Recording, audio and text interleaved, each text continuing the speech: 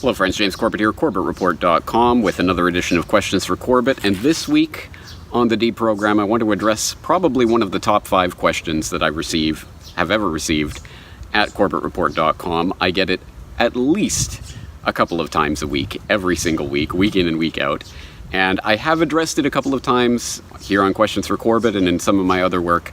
But let's put it out on the table so that it's here for everyone to access, because I think I have an interesting, somewhat new insight into this problem. The question being some variant of, James, how do I wake up my father, mother, brother, sister, cousin, uncle, family friend, spouse, co-worker, etc.? Someone that the person presumably cares about and wants to wake up. And of course, we all know that we use that term to describe the process of getting someone to understand, put on the glasses, to use the they live analogy. And as always, I think I can't believe that anyone is truly asking for the thing. Here's the video, here's the reference, the book, the one thing that you need to do, to read, to know in order to completely unlock someone's mind so that they now know everything. Of course, I don't think anyone is truly asking for that, are they? But in case they are, of course, I have to stress that there is no such single skeleton key to unlock the mind of every person on the planet. Precisely because everyone is different. Everyone responds differently to different pieces of information presented in different ways on different topics. And there is no possible way that I could know your friend, spouse, coworker, who is a complete stranger to me, better than you know that person. And you will have some idea of what topics that person is interested in and receptive to, what they're not, the way they like their information presented, etc. So of course, I can't provide the answer to this question.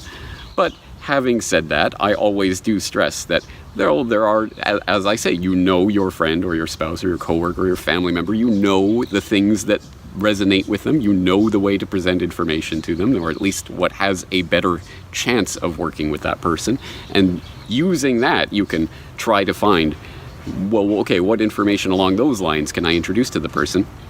But I always want to stress that people can get caught up in thinking that it is incumbent on them, almost in some sort of messianic way, to wake this person up. It is now my duty to wake this person up to the truth. I would like people to self-reflect for a moment on what they even think that means. Because of course, you yourself, whatever information you want this person to wake up to, that itself is a decision, a box that you have placed around a certain subject. So is it 9/11 and false flag terror? Is it global government? Is it vaccines and health information? Whatever is the thing that you want to get this person to respond to and to engage with, that in and of itself is a sort of choice that you are making and a box you're putting around this concept of waking up. And what does it mean to wake up? And what if this person comes to a different conclusion than you? Is that allowable? Can you engage with another person as a human being who has disagreements with you on this or that? Why is it so important to get this person to respond in this way? And I think we should take the responsibility off of ourselves that we have to change someone else's mind. It is always that person's responsibility to engage with the topic, look into facts and evidence, and to accept or reject it based on their own criteria. And we have to accept that often. They are human beings with their own will, and they can look into these things. So those are some sort of the broad ways that I approach this issue. And I certainly don't frame myself and the work that I do in that way. I'm not a messiah here to open the minds of the public or anything along those lines. I'm putting information out there. I'm also a flawed human being, so I can get things wrong. Other people will come to different conclusions. That's okay. It's not incumbent on me to make everyone believe the same thing as I do. And many of my friends in my life don't agree with me on every, let alone many, of the issues that I talk about here on the Corbett Report, but that isn't fundamental to our relationship as human beings. We have to engage with people in other ways. Now, I know, trust me, I really can understand and sympathize with the place that this question is often coming from. If, for example, if you're raising a child with a spouse and they have a different viewpoint on the world, that's going to create some potentially very massive problems that have to be dealt with in some way. So I understand that it's not always simply you have to accept it and move on. I mean, sometimes that's not possible. So I understand where this question comes from. But as I say, I think I've had a new insight or a new perspective on this question that comes from that analogy that we use of waking up. You want to wake someone up to this or that truth. Well, I was reading an article, semi-non-related, on Chinese suppression of academics in China, where there was a quote that jumped out at me because it seems so apt to this situation. The quote was, "You can't wake someone up who is pretending to be asleep." And I thought that was so perfect for describing not every, but a lot of the situations that we find ourselves in, where you are trying to present information on a certain topic to someone. It's not that they can't see what you are presenting. It's not that they can't understand, or they only need that one piece of information and then everything will fall into place and they'll magically believe everything you believe.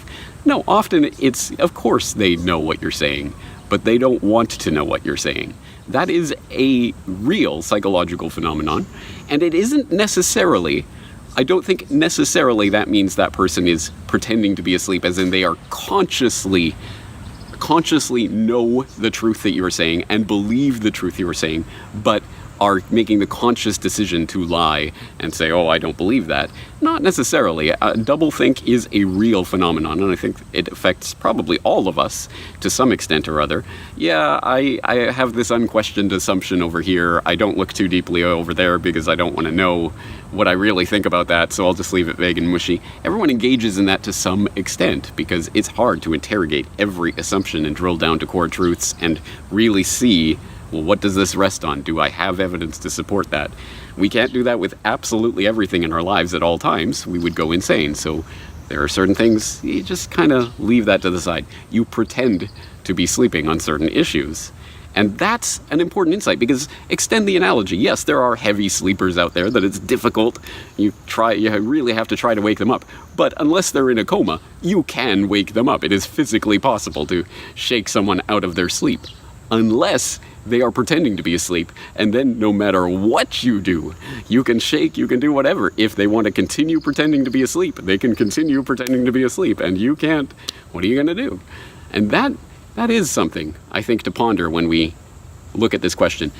This is why, again, it comes back to me, the responsibility that I have as someone who has done research and knows this and that and piece of information and thinks he knows how to put some of these pieces of information together. But as I say, I'm human, I can be wrong. But I think my responsibility is to put those seeds out there and to let people know, okay, I found this, I put this piece over here and this piece over there, and I put that together. This is what I think. I'm putting those seeds out there into the public consciousness. And those seeds will land in the minds of various people, and generally speaking, if it is the first time people are encountering this information, or if they're resistant to it, those seeds may sit there and they may germinate and they may flower sometime weeks, months, years, sometimes decades later, and I will never know, and they will never know. They will never know it was because of that particular seed planted on that particular day that eventually they realized this or that about the world. It seldom works that way, but who knows? And that's exactly the point. Yes, put the seeds out there and don't be shy about it and don't hold back, but also don't expect some magical transformation, because that is not going to lead to happiness and fulfillment in your life. It is not some messianic crusade that people are on. So I want to say I do understand and I sympathize from the place that this is coming from. Often people with loved ones who are very close to them, who they are having difficulties in their relationship with because of fundamental worldview differences. I think everyone can relate to that to some extent. But obviously there's no magic key, and you can't wake someone who is pretending to be asleep. Anyway, these are my thoughts on the issue, and now when I get this question inevitably several times a week, I will have one handy video to send to people with my thoughts on it, and if you found these thoughts useful, I hope you'll do the same. That's going to do it for this edition of Questions for Corbett. James Corbett, CorbettReport.com.